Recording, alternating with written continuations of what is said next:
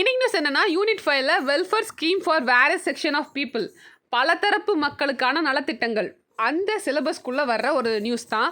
Flagship scheme for girl child has helped defeat bias, Modi சொல்லியிருக்காரு. என்ன விஷயம்னா, நம்ம இந்த பேட்டி பச்சோ பேட்டி பதோ அப்படின்ற அந்த ஸ்கீம் வந்து 10 வருஷத்தை நிறைவடைஞ்சிருச்சு. அதை செலிப்ரேட் பண்ணுற விதமாக ஒரு ஃபங்க்ஷன் மாதிரி வச்சுருக்காங்க. அதில் வந்து மோடி வந்து பேசியிருக்காரு. ஜெண்டர் ஈக்குவாலிட்டியை வளர்க்குற ஒரு ஸ்கீமாக வந்து இந்த ஸ்கீம் இருந்துகிட்டு இருக்கு. பெண்கள் பிறப்பு விகிதம் வந்து வரலாற்றிலேயே குறைவாக இருக்கிற டிஸ்ட்ரிக்ஸ்லாம் வந்து பயங்கரமாக இம்ப்ரூவ்மெண்ட் ஆயிருக்குன்னு சொல்லியிருக்காங்க. அவேர்னஸ் கேம்பெயின், பல கேம்பெயின் மூலமாக வந்து ஜெண்டர் ஈக்குவாலிட்டியை எல்லோரும் தெரிஞ்சுக்கிட்டாங்க. அதை பற்றி அவர் சொல்லியிருக்காரு. இப்போ என்னென்னா, முக்கியமாக இந்த பேட்டி பச்சோ பேட்டி பதோ, அது வந்து save and educate the girl children அப்படின்றது தான் அர்த்தம், மீனிங். ஜெண்டர் பயஸ்ன்னு சொல்லப்படுற அந்த பாலின வேற்றுப்பாடை வந்து இந்த ஸ்கீம் மூலமாக ஓவர் கம் பண்ணியிருக்காங்க. இந்த ஸ்கீம் வந்து பிரைம் மினிஸ்டர் பானிபட், ஹரியானாவில் பானிபட்டில் ஜான்வரி 22, 2015 வந்து லான்ச் பண்ணுறாரு. லான்ச் பண்ணி 10 இயர்ஸ் ஆயிடுச்சு. இந்த ஸ்கீம் மூலமாக வந்து சைல்டு செக்ஸ் ரேஷியோன்னு சொல்லப்படுற பாலின வேறுபாடு வந்து, அதுவும் பெண் குழந்தைகள் வந்து குறைவாகவும் ஆண் குழந்தைங்க அதிகமாக வந்து இருக்கிற அந்த டிஸ்ட்ரிக்ஸ்லாம் வந்து இதை ஃபஸ்ட்டு லான்ச் பண்ணியிருப்பாங்க. அது மூலமாக வந்து அதை சரி செய்கிற முயற்சியில் இறங்கியிருந்தாங்க. அப்புறம் உமன் எம்பவர்மெண்ட் வரணும், அப்புறம் அவங்களுக்கு கரெக்டான எஜுகேஷன் கிடைக்கணும், அதோடு சேர்ந்து ஹெல்த்தும் ஃபேமிலி வெல்ஃபேரும் வந்து கரெக்டாக இருக்கணும்னு இந்த 3 விஷயத்தையும் ஒன்றா சேர்த்து தான் வந்து இந்த ஸ்கீம் வந்து கொண்டு வந்திருப்பாங்க. The key element of the scheme வந்து include enforcement of pre-conceptual and prenatal diagnosis techniques act and advocacy campaign and multi-sectoral action in selected 100 district low CSR. ஒரு 100 டிஸ்ட்ரிக்டை தேர்ந்தெடுத்து இருக்கிறதுலே வந்து லோவாக, அதாவது பெண்களோட பிறப்பு விகிதம் லோவாக இருக்க டிஸ்ட்ரிக், அப்புறம் வந்து முன்னாடியே கருவிலே வந்து குழந்தைய பார்த்து அது வேணான்னு முடிவு பண்ணுறது, அந்த மாதிரி செய்கிறது, அப்புறம் வந்து ரொம்ப குறைபாடோடு நிறைய குழந்தைங்க இறந்து போகும், இந்த மாதிரி இருக்கிற ஒரு டிஸ்ட்ரிக்டை செலக்ட் பண்ணி அதுக்கு வந்து கேம்பெயின் நடத்தி அங்கே வந்து விழிப்புணர்வு ஏற்படுத்தி, அப்புறம் அங்கேருந்து கொஞ்சம் எக்ஸ்டெண்ட் பண்ணணும்னு சொல்லிட்டு ஃபஸ்ட்டு 100 டிஸ்ட்ரிக்ஸை வந்து செலக்ட் பண்ணி இந்த பேட்டி பச்சோ பேட்டி பதோ வந்து லான்ச் பண்ணி கொண்டு போயிருப்பாங்க. நெக்ஸ்ட்டு வந்து பார்த்தோம்னா, இப்போ இந்த 10 இயர்ஸ் முடிஞ்ச பிறகு இந்த ஸ்கீம்ஸ் மூலமாக வந்து நிறைய டிஸ்ட்ரிக்ஸ் வந்து இம்ப்ரூவ் ஆகிருக்கு. ஆல்ரெடி லோவாக இருந்த செக்ஸ் ரேஷியோ வந்து இப்போ வந்து சரியாக இருக்குது. முன்னாடி இருந்ததை விட இப்போ கொஞ்சம் அதிகமாக இருக்குது. கிராஸ் ரூட் லெவலில் பார்த்திங்கன்னா பெண் குழந்தைகளுக்கான உரிமை, அவங்களுக்கான எஜுகேஷன், அப்புறம் அவங்களுக்கு வளர்கிறதுக்கான ஒரு ஸ்பேஸ் வந்து கிடச்சிருக்கு அப்படின்னு நம்ம பிரைம் மினிஸ்டர் சொல்லியிருக்காரு. அதே மாதிரி ரைசிங் என்ரோல்மெண்ட், ஸ்கூலில் வந்து என்ரோல்மெண்ட் பண்ணுறதுல முன்னே இருந்ததை விட இப்போ அதிகமாக வந்து ஸ்கூல்ஸில் வந்து சேர்றாங்க. எலமெண்ட்ரி மட்டும் இல்லாமல் ஹையர் செகண்டரி எல்லாமே வந்து அதிகமாக பெண் குழந்தைகள் வந்து இப்போ ஸ்கூல்ஸ் வந்து சேர்கிற அந்த விகிதம் வந்து அதுவும் அதிகமாக இருக்குது அப்படின்றத இங்கே மென்ஷன் பண்ணி சொல்லியிருக்காரு. அதுக்கப்புறம் வந்து 10th ஆனிவர்சரி ப்ரோக்ராமில் ஹெல்த் மினிஸ்டர் ஜேபி நாடா ஹெல்த் அண்ட் எஜுகேஷன் செக்டாரில் எந்த அளவு நம்ம ப்ராக்ரஸ் அடைஞ்சிருக்கோன்றதை பற்றி பேசியிருக்காரு. சக்ஸஸ் ஆஃப் பேட்டி பச்சோ பேட்டி பதோ ஸ்கீம் மூலமாக child sex ratio, industrial delivery அப்படின்னு சொல்லப்படுற அந்த ஒரு ஃபுல் செட்டப் மெடிக்கல் எல்லாமே இருக்க ஒரு ஹாஸ்பிட்டலில் டெலிவரி பார்க்குற அந்த முறை வந்து நிறைய நார்த் இந்தியன்ஸில் வந்து கம்மியாக இருந்துச்சு. அதெல்லாம் இப்போ அதிகமாகிடுச்சு. அதிகமாக இப்போ வந்து இன்ஸ்டிடியூஷனல் டெலிவரிஸ் நடக்குது. அதே மாதிரி ஹெல்த் கேரும் சரி, அவங்களுக்கான எஜுகேஷன் ஆப்பர்ச்சுனிட்டியும் சரி இப்போ கிடைக்கிது அப்படின்றத பற்றி அவர் பேசியிருக்காரு. National sex ratio at the birth has improved from 918 இருந்தது. 2014 15 பார்த்திங்கன்னா 918 இருந்துச்சு. இப்போ 930 ஆயிருக்கு. கிராஸ் என்ரோல்மெண்ட், வருகை பதிவு, அதாவது இந்த ஸ்கூலில் செகண்டரி ஸ்கூலில் அதிகமான பெண்கள் வந்து இப்போ அதிகமாக சேர்றாங்க. 75.51 இருந்தது, 78 ஆயிடுச்சு. இன்ஸ்டிடியூஷனல் டெலிவரிஸும் அதே மாதிரி அதிகமாகிடுச்சு. 61% தான் இருந்திருக்கு பாருங்களேன், அது வந்து இப்போ அதிகமாக இருக்குது. 97.3% அதிகமாக இருக்குது. அதே மாதிரி ஃபஸ்ட் ட்ரைமிஸ்டர் கவர்மெண்ட்டில் பதிவு பண்ணுறது மூலமாக சில ஹெல்த் கேர்லாம் கிடைக்கும் இல்லையா, அது வந்து இந்த பதிவு பண்ணுறதே வந்து ரொம்ப கம்மியான பேர் தான் பதிவு பண்ணியிருப்பாங்க. இப்போ அதிகமாக பதிவு பண்ணி அதிகமான நமக்கு அந்த நியூட்ரிஷனல் ஃபுட்ஸாக இருக்கட்டும், சில வந்து ஸ்கீம்ஸ் மூலமாக கிடைக்கிற அமௌண்ட்டாக இருக்கட்டும், இப்போ அதிகமாக வந்து அதை ரிசீவ் பண்ணுறாங்க, வாங்குறாங்க. அதை பற்றி போட்டிருக்காங்க. 61 இருந்தது, 80.5% இன்க்ரீஸ் ஆகிருக்குன்னு சொல்லியிருக்காரு. இதுதான் வந்து இந்த நியூஸில் இருந்தது. இப்போ பேட்டி பச்சோ பேட்டி பதோ ஸ்கீம் பற்றி ஃபுல்லாக பார்ப்போம். இந்த ஸ்கீம் வந்து ஜான்வரி 22, 2015 லான்ச் பண்ணுறாங்க. அப்போ வந்து எதுக்காக கொண்டு வந்தாங்கன்னா, அதிகமாக வந்து சைல்ட் செக்ஸ் ரேஷியோ வந்து கம்மியாகிக்கிட்டு இருந்துச்சு. அதை சரி பண்ணுறதுக்கும் welfare of the girl child promote பண்ணுறதுக்கும் கொண்டு வந்தாங்க. இப்போ பேட்டி பச்சோ பேட்டி பதோனா என்னென்னா, save the girl child and educate the girl child. அதான் வந்து meaning. Save the girl child and educate the girl child, அதான் வந்து மீனிங். இதோட மீனிங் பேட்டினா நமக்கு தெரியும், பேட்டினா கேர்ள்னு அர்த்தம். அதே மாதிரி பதோ இதுனா பேட்டி அப்படின்னா கேர்ள், பதோ அப்படின்னா எஜுகேட் அப்படின்னு மீனிங். இது ஜென்ரலாக தெரிஞ்சுக்க வேண்டியது. நெக்ஸ்ட் வந்து பார்த்திங்கன்னா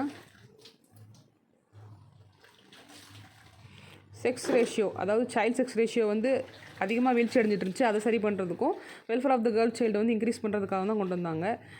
மெயினாக 3 விஷயம். ஃபஸ்ட்டு வந்து ஜெண்டர் பேஸ்ட் செக்ஸ் செலெக்ஷன் வந்து எலிமினேட் பண்ணணும். அதே மாதிரி ப்ரொடக்ஷன் ஆஃப் கேர்ள் சைல்டு கிடைக்கணும். நெக்ஸ்ட் வந்து ப்ரமோட் தேர் எஜுகேஷன் கொடுக்கணும். இந்த 3 விஷயத்தை தான் வந்து ஒரு எய்மாக வந்து இந்த ஸ்கீமுக்கு கொண்டு வந்திருந்தாங்க.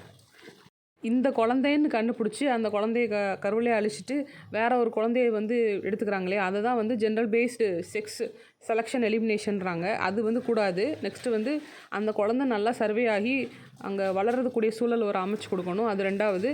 அப்புறம் வந்து அந்த குழந்தைக்கு நல்ல எஜுகேஷன் தரணும், அது 3வது. அந்த விஷயத்தை தான் தமிழ்லேயே இங்கே கொடுத்துருக்காங்க. பாலின தேர்வு ஒழிப்பை தடுப்பதையும் பெண் குழந்தையின் உயிர் வாழ்வையும் பாதுகாப்பையும் உறுதி செய்வதும் கல்வியை மேம்படுத்துவதும் இதுதான் வந்து நோக்கமாக இருக்குது. நெக்ஸ்ட் வந்து அப்ஜெக்டிவ்ஸ்லாம் என்னென்னு பார்ப்போம்.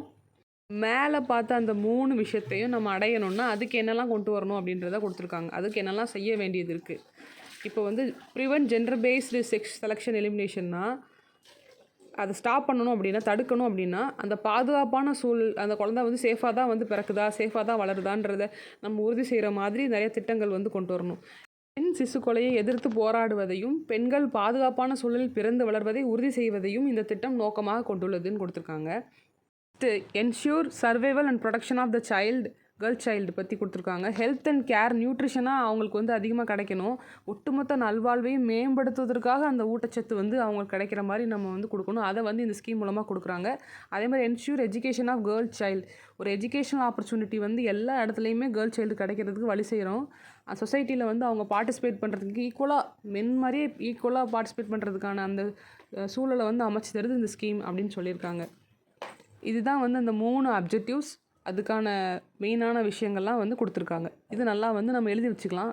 எப்போயுமே வந்து குரூப் 2 மெயின்ஸுக்கு வந்து ரொம்ப அது இந்த மாதிரி அப்ஜெக்டிவ்ஸ்லாம் வந்து ரொம்ப யூஸ்ஃபுல்லாக இருக்கும். ஸோ வந்து ஜெண்டர் பேஸ்ட் செக்ஸ் செலெக்ஷனை எலிமினேட் பண்ணுறதுக்கு ஃபஸ்ட்டு, அப்புறம் வந்து அதை அடுத்து வந்து protection of girl child second, அப்புறம் அவங்களுக்கான எஜுகேஷனை தர்றது தேர்டு. இப்போ வந்து இம்ப்ளிமெண்டேஷன் ஸ்ட்ராட்டஜி வந்து என்ன பண்ணாங்கன்னா 3 மினிஸ்ட்ரி சேர்ந்துட்டாங்க. Ministry of women child and development, ministry of health and family welfare, human resource development. இப்படி 3 மினிஸ்ட்ரியும் சேர்ந்து தான் இதை இம்ப்ளிமெண்ட் பண்ணியிருக்காங்க. ஃபஸ்ட்டு வந்து 161 டிஸ்ட்ரிக்ஸில் இதை லான்ச் பண்ணுறாங்க. பண்ணிவிட்டு அதை எக்ஸ்பேண்ட் பண்ணி 640 டிஸ்ட்ரிக்ஸை வந்து அக்ராஸ் இந்தியா வந்து இதை கொண்டு வந்துருவாங்க. இந்த ஸ்கீம் வச்சு கொண்டு வந்திருக்காங்க. பெர்ஃபார்மன்ஸ் அனலைஸ் பார்த்தீங்கன்னா sex ratio at birth there has been notable improvement in அதிகமாக இம்ப்ரூவ் ஆகிருக்கு. 918 அப்படின்ற இடத்துல இருந்து மூவ் ஆகி 934 அப்படின்ற இடத்துக்கு மூவ் ஆகிருக்காங்க. 1000 ஆண் குழந்தைக்கு ஈக்குவலாக வந்து 918 தான் வந்து பிறந்திருக்கு. இப்போ வந்து 934 இம்ப்ரூவ் ஆகிருக்கு 2019 to 20 கிட்ட. நெக்ஸ்ட் வந்து பார்த்திங்கன்னா ஹெல்த் இண்டிகேட்டரில் பார்த்திங்கன்னா ஆன்டிநேட்டல் கேர், முன்னாடியே பிறக்கிறதுக்கு ஒரு ப்ரீ ரெஜிஸ்ட்ரேஷன் வந்து நான் சொன்னேன் இல்லையா, ரெஜிஸ்ட்ரேஷன் பண்ணி அது மூலமாக அவங்களுக்கு கிடைக்க வேண்டியது 61% தான் இருந்துச்சு, இப்போ 71% தான் இம்ப்ரூவ் ஆயிருக்குன்னு சொல்கிறாங்க. அதே மாதிரி இன்ஸ்டியூஷனல் டெலிவரி வந்து 87% இருந்தது, இப்போ 94 அளவு வந்து போயிருக்கு. ஆல் ஓவர் இந்தியாவை போயிருக்குன்னு சொல்கிறாங்க. அப்புறம் எஜுகேஷன் இண்டிகேட்டர் வந்து பார்த்திங்கன்னா செகண்டரி எஜுகேஷன் வந்து என்ரோல்மெண்ட் பண்ணுறது வந்து 77.45% இருந்தது, இப்போ 81.32% எல்லாம் இம்ப்ரூவ் ஆயிருக்காங்க. Next availability of separate toilet கேர்ள்ஸ்க்கு வந்து ஒரு ஸ்கூலில் வந்து 92.1 இருந்தது, இப்போ 95.1% வந்து அதிகமாக பெரிய லெவலில் இல்லாட்டியும் இருந்ததை விடவே அதிகமாக ஆயிருக்குன்றதை இந்த இடத்துல காட்டுறாங்க. ஸோ இதுதான் வந்து ஹெல்த் அண்ட் எஜுகேஷனை பற்றி இருக்க விஷயங்கள்லாம். இந்த நியூஸில் பார்த்தீங்கன்னா இப்போ ப்ரெசென்ட்டாக எவ்வளோ இருக்குன்றதை கொடுத்துருந்தாங்க. இதெல்லாம் வந்து பார்த்திங்கன்னா அந்த ப்ரெசென்ட்டுக்கு முன்னாடி இருந்தது. ஸோ வந்து கன்ஃபியூஸ் பண்ணிக்க வேண்டாம். நெக்ஸ்ட் வந்து challenge faced despite its objectives the scheme has faced challenge சச்சஸ்ன்னு போட்டிருக்காங்க. என்னென்ன சேலஞ்செலாம் வந்து ஃபேஸ் பண்ணாங்க இதை வந்து இம்ப்ளிமெண்ட் பண்ணுறப்ப. ஃபண்ட் அலகேஷன் வந்து சரியாக இல்லை. 25% தான் வந்து கரெக்டாக அந்த பீரியடுக்கு வந்து செலவு பண்ண முடிஞ்சிச்சு. மிச்சம் எல்லாமே 80% ஃபண்டு வந்து டைரெக்டாக மீடியா கேம்பெயின் அதை பற்றி வெளியே தெரியப்படுத்துறதுக்கான அந்த முயற்சியிலே அதிகமாக வந்து செலவு பண்ண வேண்டிய ஒரு கட்டாயம் ஏற்பட்டிருக்கும். இதுதான் வந்து அதோட சேலஞ்சாக இருக்கும். இப்போ கன்க்ளூஷன் என்ன சொல்ல வர்றாங்கன்னா, இந்த ஸ்கீம் மூலமாக ஒரு பெண்களோட ஸ்டேட்டஸை இம்ப்ரூவ் பண்ணுறதுக்கும், முக்கியமாக கேர்ள் சைல்டு வந்து இந்தியாவில் இருக்கிற பெண்களோட ஸ்டேட்டஸை இம்ப்ரூவ் பண்ணிவிட்டு ஜெண்டர் டிஸ்கிரிமினேஷனை வந்து குறைக்கணும். அதே மாதிரி நிறைய இண்டிகேட்டர்ஸ் வந்து மாறி இருக்குது. டெத் ரேஷியோ அதெல்லாம் வந்து மாறி இருக்குது. அப்புறம் வந்து முக்கியமாக இந்த எஃபெக்டிவாக வந்து இந்த விஷயங்கள்லாம் இம்ப்ளிமெண்ட் ஆச்சுன்னா நல்லபடியாக நம்ம ரிசோர்ஸை வந்து யூட்டிலைஸ் பண்ணி அது மூலமாக கேர்ள் சைல்டுக்கான எல்லா விஷயங்களும் வந்து நம்ம தரலாம் அப்படின்றத கொடுத்துருப்பாங்க. கன்க்ளூஷனாக இங்கே கொடுத்துருப்பாங்க. இப்போ இம்ப்ளிமெண்டேஷன் இன் தமிழ்நாடுன்னு என்னென்னா, நம்ம இப்போ ஆல் ஓவர் இந்தியாவில் இந்த ஸ்கீம் எப்படி போச்சு என்னென்னு பார்த்துட்டோம். இப்போ தமிழ்நாட்டில் எப்படி இருந்துச்சு இந்த ஸ்கீம்ன்றதை நம்ம தனியாக பார்ப்போம். அதான் ரொம்ப முக்கியமானது. தமிழ்நாட்டில் கடலூர் டிஸ்ட்ரிக்டில் தான் ஃபஸ்ட்டு இந்த ஸ்கீம் வந்து லான்ச் பண்ணியிருப்பாங்க. ஏன்னா அந்த டிஸ்ட்ரிக்டில் தான் வந்து சைல்டு செக்ஸ் ரேஷியோ வந்து ரொம்ப கம்மியாக இருந்துச்சு. பெண் குழந்தைகள் பிறப்பு விகிதம் வந்து ரொம்ப அது கம்மியாக இருந்ததுனால அங்கே லான்ச் பண்ணியிருப்பாங்க. டிஸ்ட்ரிக்ட் கலெக்டரே வந்து இதை முன்னெடுத்து கொண்டு போயிருப்பார். அதனால அங்கே நல்லபடியாகவே அது அச்சீவ்மெண்ட் கிடச்சிருக்கும். 886 இருந்த விகிதம் வந்து 895 அப்படின்னு இம்ப்ரூவ் ஆகிருக்கும். ஒரே வருஷத்தில் இம்ப்ரூவ் ஆயிருந்துச்சு. ஒரு சின்ன மாற்றம் தான் இருந்தாலும் அது பெரிய விஷயமா இருந்துச்சு.